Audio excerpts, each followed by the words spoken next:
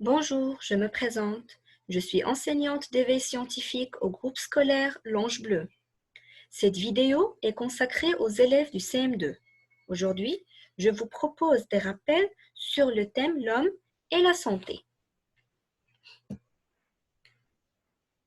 Leçon numéro 1. L'importance de notre alimentation. Les aliments que nous mangeons apportent à notre corps les substances dont il a besoin pour bien fonctionner. Les aliments sont répartis en 3 groupes. Les aliments énergétiques. Ils donnent de l'énergie. Ils sont riches en glucides et en lipides. Les aliments constructeurs.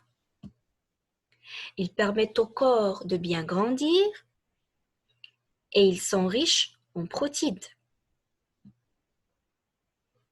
Les aliments protecteurs. Ils protègent le corps des maladies et ils sont riches en vitamines et en sels minéraux. Pour satisfaire le besoin du corps, il faut manger au moins un aliment de chaque groupe. Que deviennent les aliments que nous mangeons? Lorsque tu manges, tu commences par mâcher les aliments, puis tu les avales. C'est le début de la digestion que tu vas découvrir en suivant le long voyage des aliments dans ton corps. Mais avant de parler de la digestion, on doit reconnaître notre appareil digestif.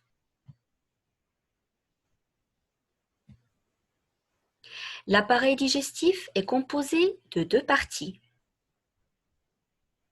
Première partie, c'est le tube digestif.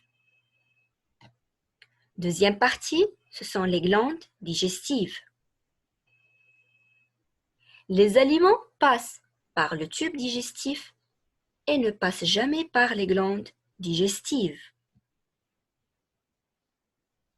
Le tube digestif comprend plusieurs organes, à savoir la bouche, l'œsophage, l'estomac, l'intestin grêle et le gros intestin. Les glandes digestives. Ce sont des parties de l'appareil digestif qui sécrètent des substances appelées sucs digestifs permettant la digestion. Par exemple, les glandes salivaires produisent de la salive. La salive, c'est un suc digestif. Les glandes gastriques, ce sont des glandes qui sécrètent le suc gastrique. Donc, le suc gastrique est un suc digestif. Les glandes intestinales produisent le suc intestinal. Le pancréas produit le suc pancréatique. Le foie produit la bile.